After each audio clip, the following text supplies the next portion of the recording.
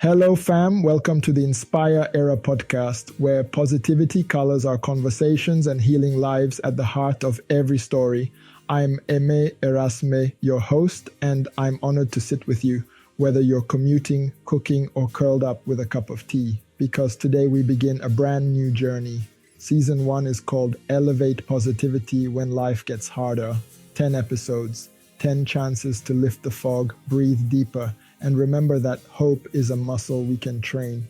And it all starts here with episode 1, Finding Purpose in Pain.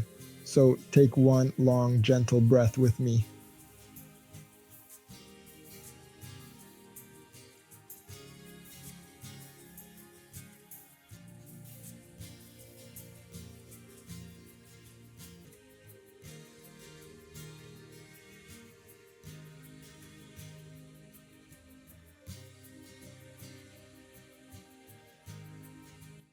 Pain wears many masks: grief after losing someone, the sting of a breakup, the anxiety of an illness, or the silent ache of feeling unseen. When life tightens its grip, it's easy to believe that the world has shrunk to the size of our suffering. I've been there too. In my darkest nights, I ask the same questions you might be asking. Why me? What now? What's the point? Yet, as the American author Napoleon Hill wrote, every adversity, every failure, every heartache carries with it the seed of an equal or greater benefit.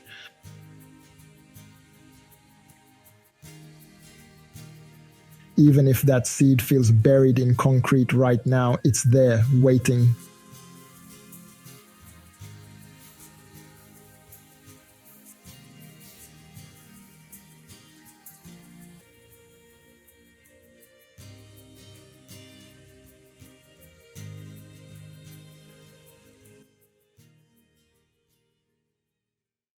Picture a cell on Robben Island, concrete floor, blanket thin as paper, salt air whipping through iron bars.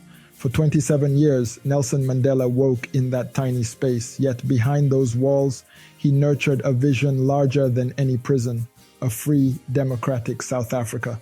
The pain of isolation became the furnace that forged his purpose. When the gates finally opened, the very man who'd been silenced stepped out to speak a language of reconciliation, not revenge. His presidency rewrote his nation's destiny and proved that suffering can distill clarity.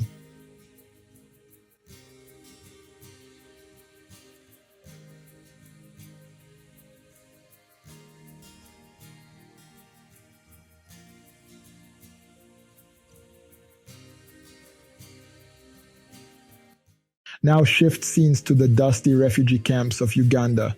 A young Paul Kagame, far from his Rwandan homeland, faces rejection after rejection: schools, resources, citizenship. Yet amid that displacement, a question kept echoing: how do I make home possible, not just for me, but for every Rwandan? Decades later, after leading efforts to end the 1994 genocide against Tutsi, Kagame helped rebuild a nation often called the land of 1,000 hills and 1,000,000 possibilities. If you'd like the full story, I highly recommend 1,000 Hills by Stephen Kinzer. His journey reminds us that purpose can grow from places we never meant to stay. You may not be a future president or global icon, and that's perfectly okay.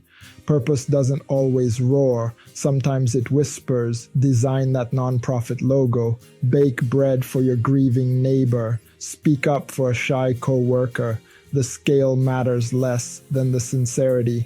Let me explore a bit.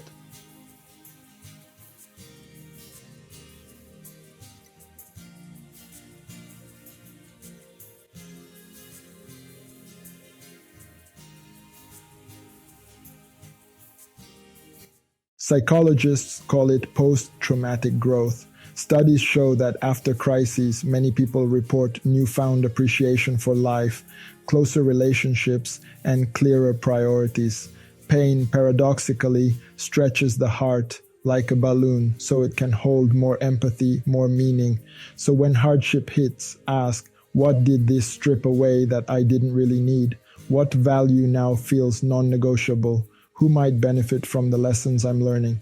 Write these questions down. Revisit them. Let them guide you from surviving to serving. Let them guide you from surviving to serving.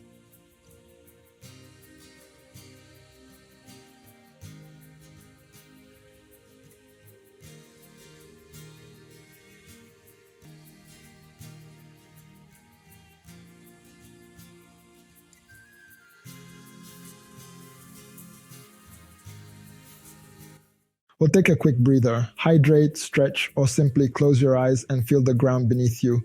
We'll be back in 30 seconds.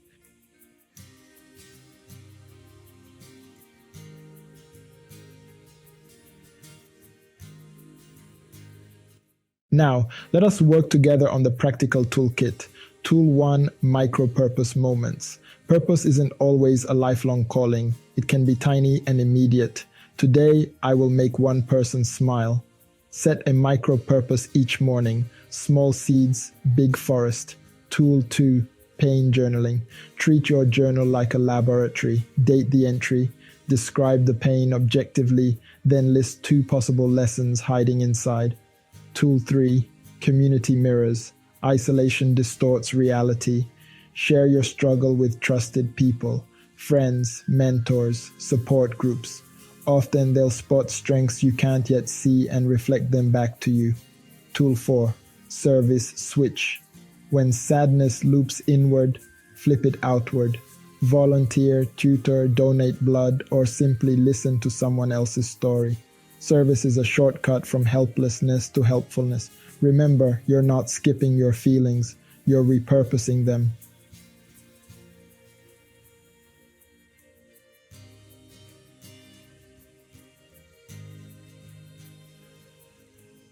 If you want practical worksheets, grab them at inspireera.rw. Small practices, repeated, change outcomes. Close your eyes if it's safe. Picture your current pain as a heavy stone in your palm. Feel its texture, weight, chill. Now imagine carving a symbol into that stone, something that represents a dream or a value you hold dear. Maybe it's a heart, a light bulb, a pair of wings.